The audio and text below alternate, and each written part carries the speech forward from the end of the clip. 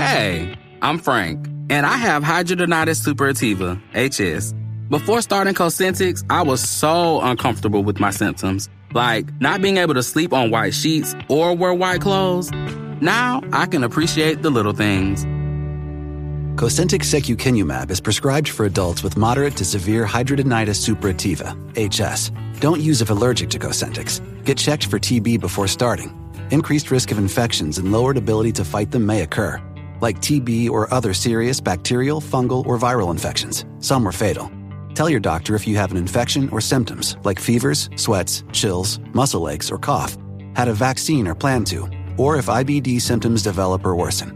Serious allergic reactions and severe eczema-like skin reactions may occur. Learn more at 1-844-COSENTIX or Cosentix.com. You're stronger than HS. Ask your dermatologist about Cosentix. The views expressed on this podcast are those of the participants, not of Reuters News. First, there's like the Venus Williams kind of problem, where if you ask a bunch of guys, could you beat Venus Williams in tennis, like 60% say yes, and the actual answer is 0.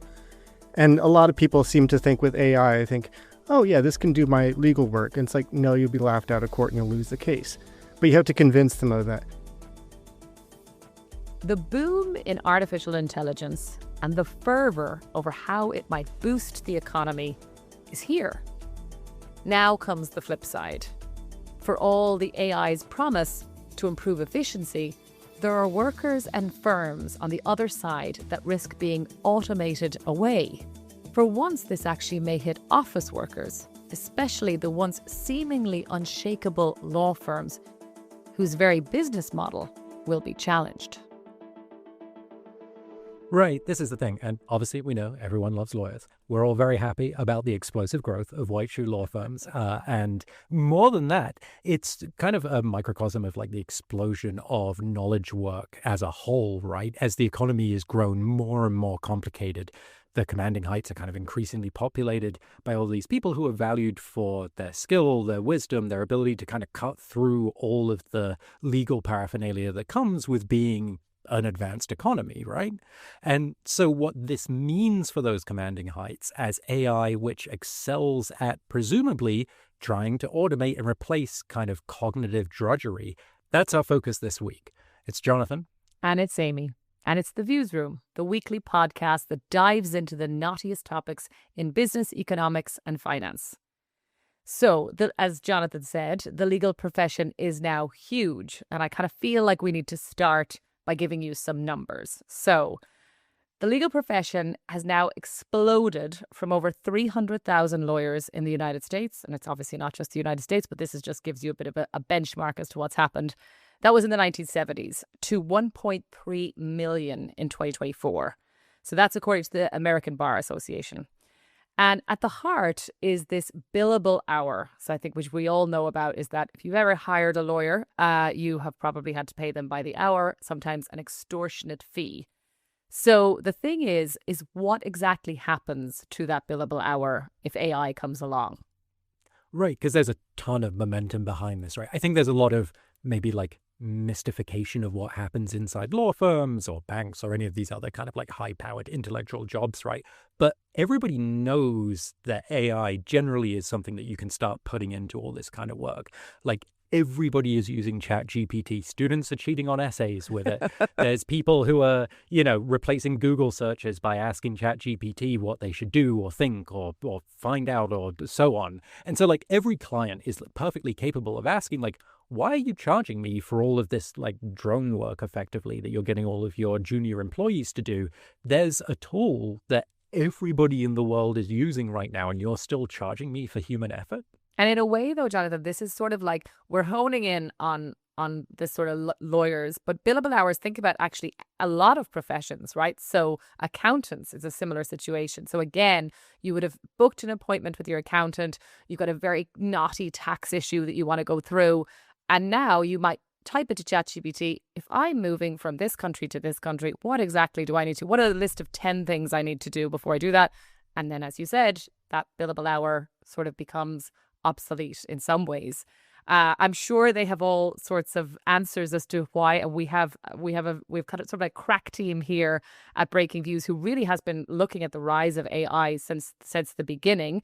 And that is Karen Kwok, a columnist in London, who really has been doing such interesting things about AI. And we've got Robert Siren, who is on the other side of the pond, New York, columnist who works with Jonathan over there, who they can talk to us about all of this. So Rob, Karen, you are very welcome to the Views Room. Great to be here.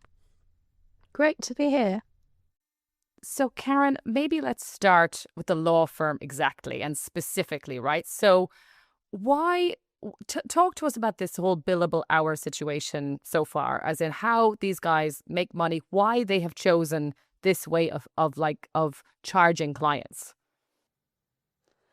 So when I look into it, I was quite intrigued by how much they charge per hour. So basically, when you think about a lawyer, like it depends on like what kind of stuff they're trying to go to court or doing research for litigation and so on. A large majority of time they spend is actually doing research, and they will actually bill them per hour. And if a senior partners charge like per hour, it could be up to $3,000 an hour. And for juniors who just doing research work, it could be just as little as $400 per hour, relatively. But then the majority of the law industry, basically like 80% of their earnings is actually coming from billable hours. And for accountant firm on the other side, it's like around 65%. So you can see how lawyers actually heavily rely on billable hours to make their money, basically. Right. And it's kind of curious because you mentioned that you were drawing that distinction between like what are folks actually doing in these hours they're billing for. And you're saying like a lot of that is research, right? Which quite specifically is the exact thing that like OpenAI and Sam Altman are targeting, right? Yeah, exactly. Data collection, research, like, the previous court cases and so on. And so or even like drafting NDA, like non-disclosure agreement. Like these are like things that OpenAI, the ChatGPT guys can replicate very easily. So there's a case that I look at actually is quite interesting. It's one of the AI firm claim that like normally you need like 6 hours to draft a non-disclosure agreement. You can draft it in 5 minutes. So that means that does it mean that like the $400 I can charge for a junior it's like shrink to how many dollars now? It's just insane, like how AI can speed up the work. Definitely. Right, it goes from like $2,000 to like $20 or something. Like it's exactly crazy. Like for a month. But Karen, here's something that I and Jonathan and Rob, I'm sort of curious about this whole situation. Does that, I don't know, does that equate to the other, right? Because I mean, part of this is, right, you go to the top law firm, like if you've got a lot of money, you're a big bank and you want to get an NDA, you want to get some sort of big contract, you're going to these firms because you trust what they're going to provide to you. And is AI there, Karen? Like, as in, Karen and Rob, I'm sort of curious, is it there in terms of like what you could trust? Because that's what this all comes down to, right? It seems like the problem is twofold. First, there's like the Venus Williams kind of problem, where if you ask a bunch of guys, could you beat Venus Williams in tennis? Like 60% say yes, and the actual answer is 0. And a lot of people seem to think with AI, I think, oh yeah, this can do my legal work. And it's like, no, you'll be laughed out of court and you'll lose the case.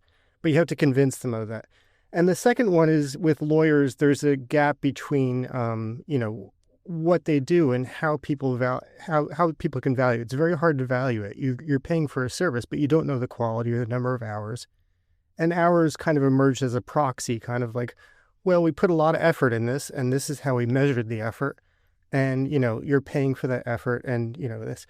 But the problem is now that equation is kind of broken down. You can't necessarily see skill or effort just based on hours alone. So how do you fix that?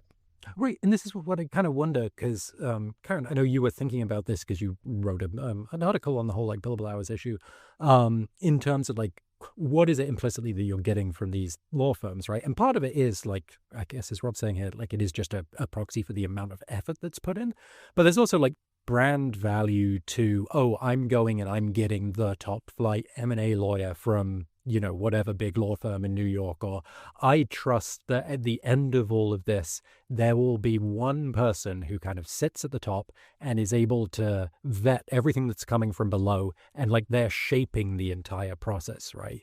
And I just kind of wonder, like, how much does AI actually like change that part of the equation? Like, if I still want, Billy Big Bucks over at, White Shoe Law Firm, and Esquire, I trust Billy him. Big Bucks Esquire. Yes. Okay.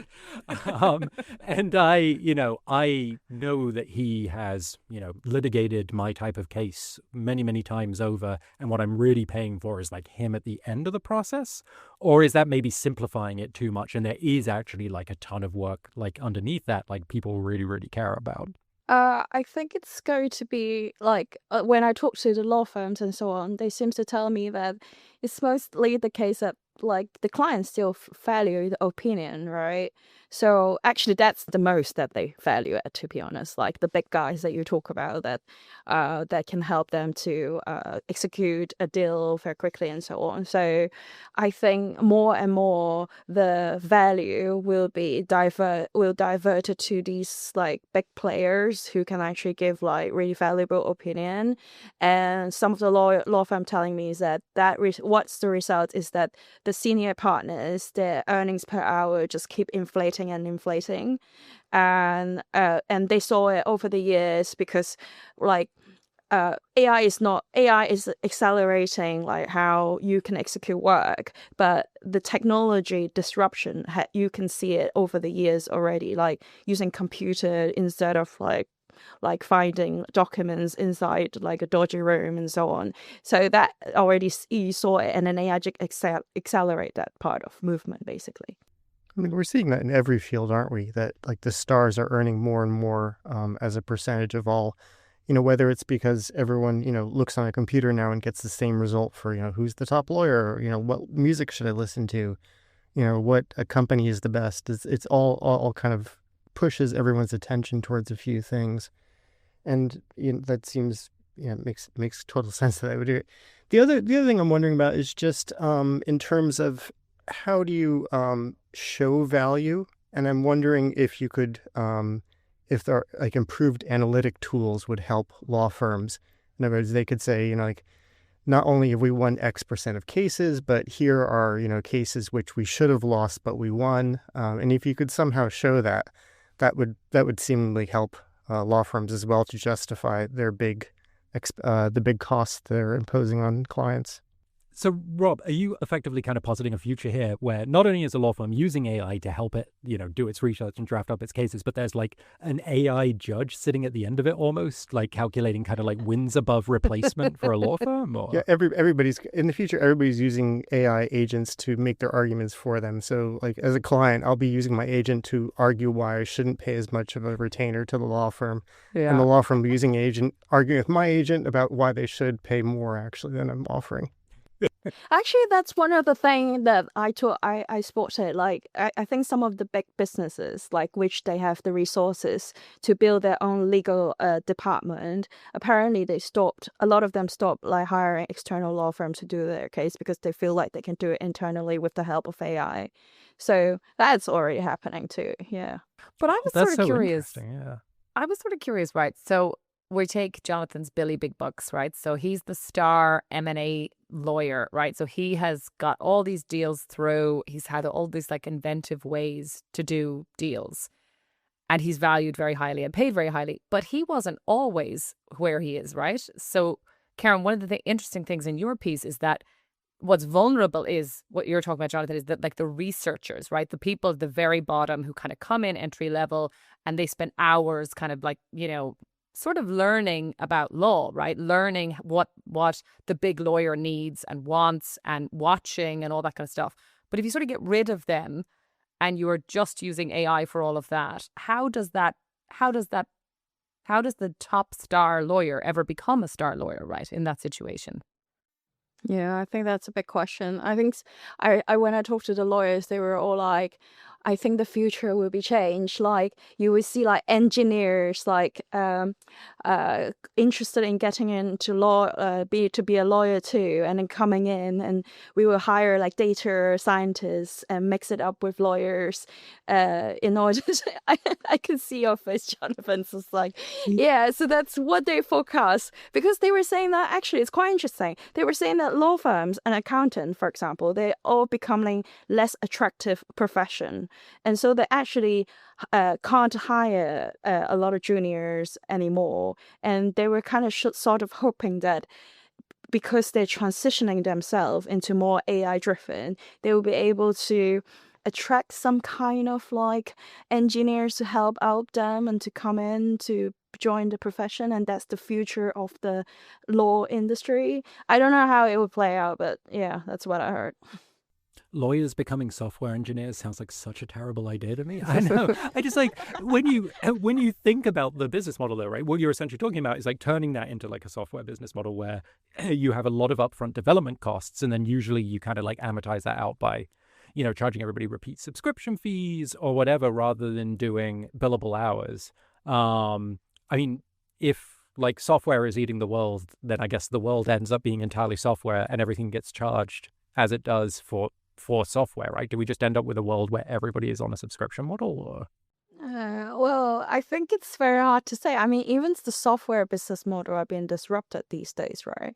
Because like if you're doing the large language models, these guys are there charging like per token, like per words, kind of like type of thing, rather than subscription.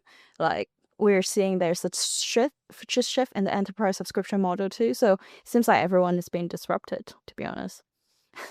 Wow. So yes, so it's so I mean, in this kind of billable hour subscription, if it shifts to that subscription model, Karen, did anyone talk to you about what the sort of law firm of the future will look like? Are they amalgamated, or do they merge? Is that what the sort of future looks like here? Yeah, I think that's one of the things. Like you will see a lot of consolidation, like the big players who have more capital, who can actually invest in the AI tools will probably benefit from it, right? Because as we talk about, you have to like pay up a lot of up from IT course. But in when I was doing the research, I think the American Bar Association say that they cannot, like lawyers cannot pass on the benefits to their clients, meaning that they have to actually sacrifice their own margin and invest in this stuff and not benefiting from it, because they can only charge what they spend or not, because of what AI helped them, and they can charge extra out of it. So I think it's very difficult for them to persuade their clients to be able to pass on the cost to them. It seems like a big change, because existing law firms, they're kind of almost Ponzi schemes in a way, in that the senior partners earn a bunch of money from having lots of juniors underneath them who, you know, do billable hours. They charge them a lot extra, like you said in your piece, Karen, and they get some of the returns. But these organizations are also really undercapitalized, because as partnerships, you know, they don't need to have a huge amount of capital laying around. And now you're moving to an industry where they might have to make really hefty investments, and there's no reason to keep all these, you know, the existing structure, like the Ponzi scheme structure, like I outlined, in place. So it seems like a huge change, and it could be like, you know, all the firms could go away almost. This is what I kind of wonder, because, okay, maybe this sounds absurd, but, you know, kind of if you think about the model now, right, what we've sketched out here is this idea that there are certain superstar lawyers at the top of firms who represent an outsized amount of the value that people are paying for. And I think, Karen, you mentioned kind of like $3,000 an hour some of these people can charge. I think that's what like Elon Musk's law firm, like Quid Emanuel, charges. And you already have like a kind of tacit agreement. Like what you really care about is that imprimatur at the end of the process. And I just kind of wonder if what happens is kind of to what you're saying, Rob, there isn't really a model under which like law firms as we know them like make sense as places to allocate capital to do big long-term like heavy like development work, and, you know, do like a lot of like heavy like kind of like capex or whatever it is that's needed to or R&D to get these kind of legal software systems up and running. I just kind of wonder what you actually end up with is all of that gets commoditized away. It all goes into like the main models. And then you just end up supercharging the superstar model. And so what used to be, billable hours that were apportioned out to, it was $3,000 for like the top partner and then $400 for the junior analyst. You're now getting it's $5,000 for the top partner and there's nobody else. And you just have like a subscription service that you're running like underneath that. There's just like a total commodity, and you just end up with like, I don't even know how you would do training at that point. Some like journeyman system where it's like, the kind of like the adept gets to follow, a top lawyer at Quinn Emanuel around for a bit. I don't know. Does that like sound remotely plausible? Because I don't understand why, if it's moving to something where a big part of this is going to be a software stack, why it even makes sense for law firms to do that, and why they wouldn't respond by just like making the bit of the chain that they do control even more expensive. I think it would be more polarized, as you say, and it's also like like when you look at lawyers, there are different segment of lawyers, like M&A, litigation, like house sales or whatever, right? I think one thing that you would argue is that the type of work that needs more opinion and need to go to courts more often, like divorce or M&A, you probably still require more people, and then it will go all to like all the works will be still billable hours, while the rest of them just simply like drafting a house sales agreement or something. I guess those words will be less be valued and then you need to like you will more progress to like a subscription model, because I already see it, to be honest. Like on YouTube there's like advertisement like telling me like, oh, you can just pay $1,000 and then I'll be able to get a contract draft very quickly. So I think like it would be more increasingly polarized. Like some of the works, like some of the lawyer works will be done in a different way. Got it. Well, that's as good a place as any to wrap it up. Karen, Rob, thank you so much for joining us on The Viewsroom. Great to be here. Thank you. Thanks for tuning in. This podcast was produced by Cheryl Pena in New York and Gregory Garner in Toronto. You can listen to a new episode of The Viewsroom every Thursday on the Reuters app or your favorite platform. And don't forget to tune into our sister podcast, The Big View, every Tuesday, as well as the other great podcasts from the Reuters team. If you like what you heard, please follow The Viewsroom and let us know what you thought. And check out our views on the biggest stories in business and finance every day at breakingviews.com and reuters.com.